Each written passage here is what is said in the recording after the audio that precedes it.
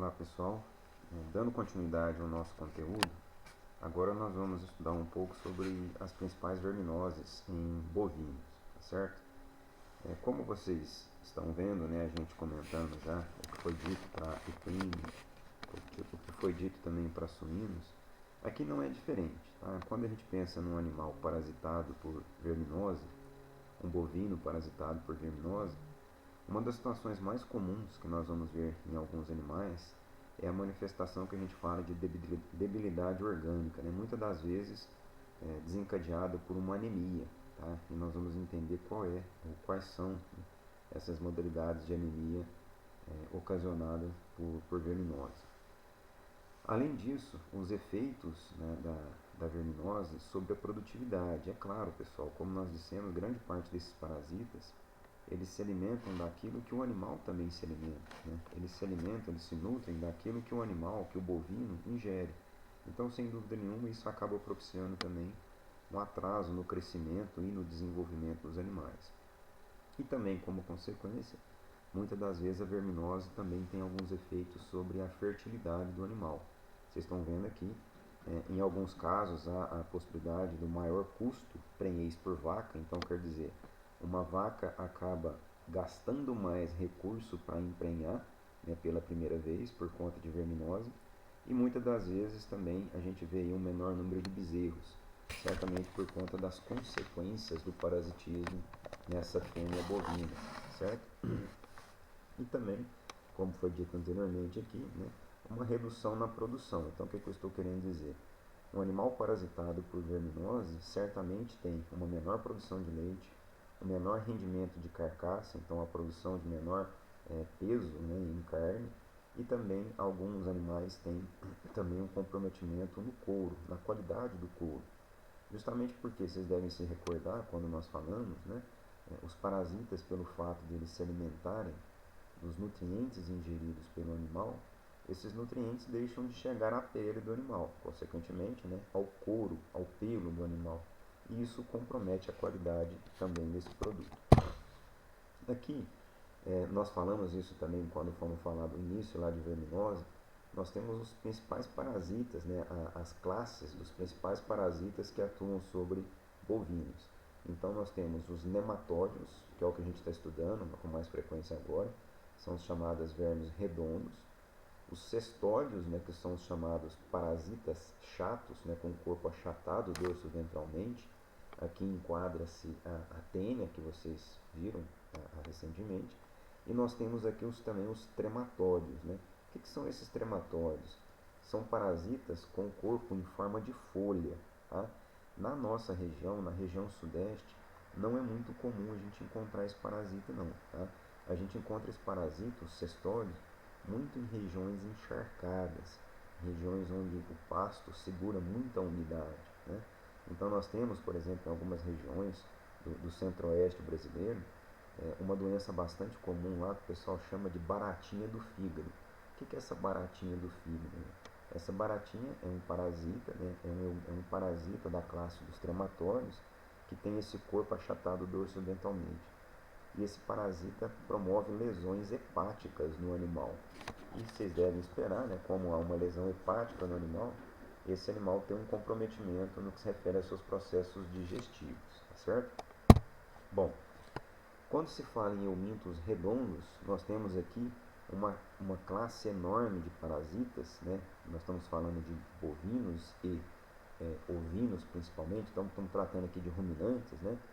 No estômago do animal, então lembra quando a gente fala no estômago do animal, esse estômago é um estômago formado por 4 câmaras, né?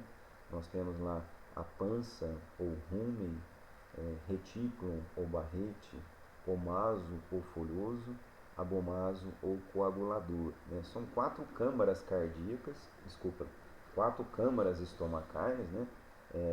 Que compõem o estômago dos animais, dos ruminantes. Então a gente entender que são 4 ambientes distintos, 4 ambientes separados, né, que compõem o mesmo órgão.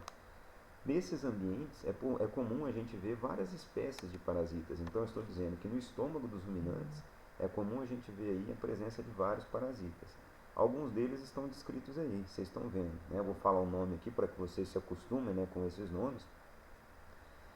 Um deles, o chamado Hemoncus contortus, o outro Hemoncus similis, Hemoncus placei, Ostertagia lirata e Tricostrongylus axei. Né? Então, nós temos aí 3 espécies de Hemoncus, 2 espécies de Ostertagia e uma de Tricostrongylus. O que eu quero que vocês entendam? Que esses parasitas podem ser encontrados nos estômagos dos ruminantes, tá certo? Nós vamos estudar algum deles mais adiante. Olha só agora no intestino delgado. Olha a quantidade de parasitas que nós podemos encontrar no intestino delgado dos ruminantes. Olha só, nós temos aí outros tricostrongylus, vocês estão vendo aqui o Tricostrongylus axis, pode ser encontrado no estômago, mas nós temos o Tricostrongylus columbriformis, é um outro parasita, é um outro euminto que pode ser encontrado no intestino delgado dos ruminantes. Além disso, 4 espécies distintas de Copéria, tá? Tá aqui exemplificado alguma delas. Copéria uncófora, Copéria punctata, Copéria pectinata e Copéria spatulata. Além disso, Bunostomo flebótomo, então outro parasita intestinal. Nematodírus filicoides, outro parasita intestinal. Strongyloides papilosos e Neoascaris vituloro. Então, algumas espécies de parasitas que são encontrados no intestino delgado do animal. E também no intestino grosso. Então, nós temos aqui, por exemplo, o esofagóstomo radiatum e o triscuris. O que eu quero que vocês entendam com base nessas informações? É claro, pessoal, não é aqui para decorar o nome dessas espécies. É que vocês entendam que em cada um dos órgãos que compõem o trato gastrointestinal dos ruminantes, é possível a gente encontrar espécies distintas de parasitas. Então, aqui, desde os hemoncos, né, nós vamos tratar mais especificamente vamos falar um pouco mais sobre hemoncos, tá certo? São parasitas estomacais. E vamos falar um pouquinho mais sobre Cupéria, que são parasitas intestinais, tá certo? Mas, por favor, entendam que existem vários outros parasitas passíveis, né, de serem encontrados no organismo dos ruminantes. Como eu falei anteriormente, os parasitas chatos, né, que também podem ser encontrados no intestino, nós temos aqui a Moniésia benedene.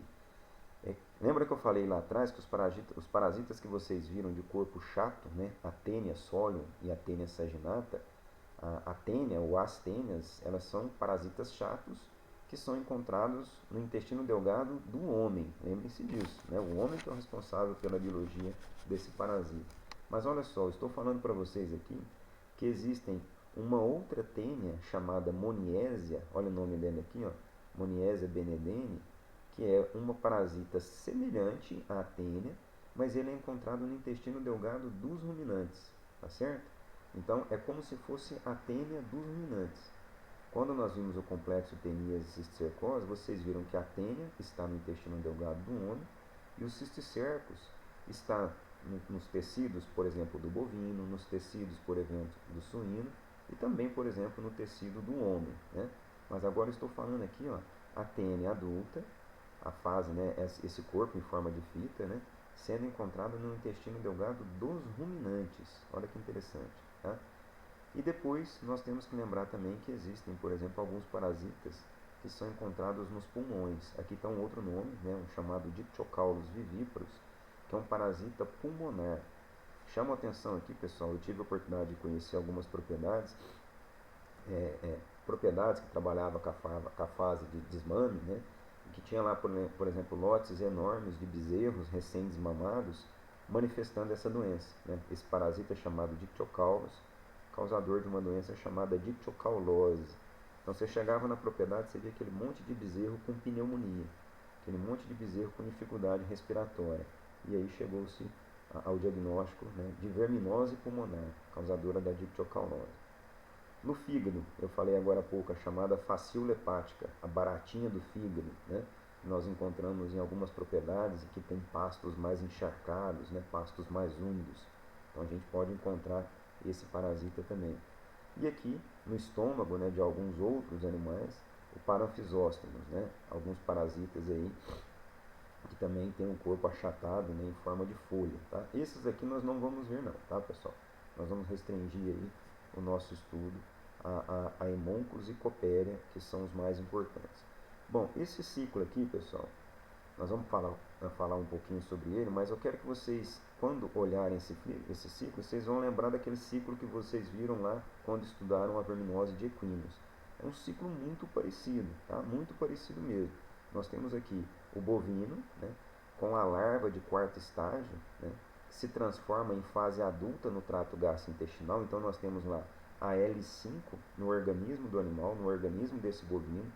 Independente dessa L5 estar no intestino delgado, no intestino grosso ou no estômago do animal, essa L5 vai ter reprodução sexuada, essa L5 vai ovipor e os seus ovos vão sair junto das fezes do animal. Vocês estão vendo aqui na sequência do ciclo. Esses ovos, sendo eliminados junto com as fezes do animal, caem na pastagem e contaminam as pastagens em que outros animais ali estejam pastejando. Então, nos ovos, tá aqui, ó, desenvolvimento dos ovos nas fezes ou no solo. Então, esses ovos se desenvolvem dentro das fezes ou até mesmo no solo, né? E dos ovos eclodem a larva de primeiro estágio, exatamente como vocês viram lá em equinos. Então, nós temos no ambiente larva de primeiro estágio. Essa larva se alimenta dos micro-organismos, da matéria fecal que está ali. Essa larva evolui para a larva de segundo estágio, assim como nós vimos lá em equinos. Essa larva de segundo estágio se alimenta de micro-organismos, se alimenta de matéria fecal e depois ela evolui para a larva de terceiro estágio. E a larva de terceiro estágio está escrito aqui, ó, larva infectante, exatamente como eu chamei a atenção de vocês nos ciclos anteriores. É essa larva que tem movimentação ativa, é essa larva que não se alimenta, é essa larva que precisa rapidamente ser ingerida pelo animal para que ela dê continuidade ao ciclo biológico. Porque como ela não se alimenta e se ela não for ingerida pelo organismo do animal, rapidamente ela morre na pastagem, ela morre por dissecação. Tá certo, pessoal? Então esse é o ciclo biológico que nós temos aqui. Então lembrar que nós temos uma chamada fase parasitária, que é aquela que está no organismo animal, e uma outra fase chamada fase de vida livre. Então quais são as fases de vida livre dos parasitas? É o ovo recém-colocado nas fezes do animal, a larva L1, a larva L2 e a larva L3 infectante. Quem são as fases parasitárias do micro-organismo, ou melhor, do parasita? A larva L3 que foi ingerida pelo animal, a larva L4 e também a larva L5. Então, pensando nesse ciclo biológico aqui, vocês conseguem imaginar formas de prevenção e controle para essa doença. Primeiro, tratar um animal. Quando eu medico o animal com antiparasitário, eu elimino, ou eu pelo menos diminuo a quantidade de larvas L5, larvas L4 e larvas L3 que foram ingeridas. Eu mato isso no organismo animal. Então eu acabo também diminuindo a contaminação do ambiente e, consequentemente, a contaminação de outros animais. Na pastagem, quando eu faço a vedação de pastagem, quando eu faço a rotação de culturas, né, intercalo aqui ovinos, bovinos, caprinos, eu acabo aqui diminuindo a quantidade de larvas não parasitárias ou do parasita, né, na sua fase não parasitária. E, consequentemente, eu também acabo otimizando aí o controle dessa doença no meu rebanho. Tá ok? Pessoal, por enquanto é isso. E aí na sequência eu vou postar outro vídeo com a continuidade dessas aulas. Obrigado e até a próxima.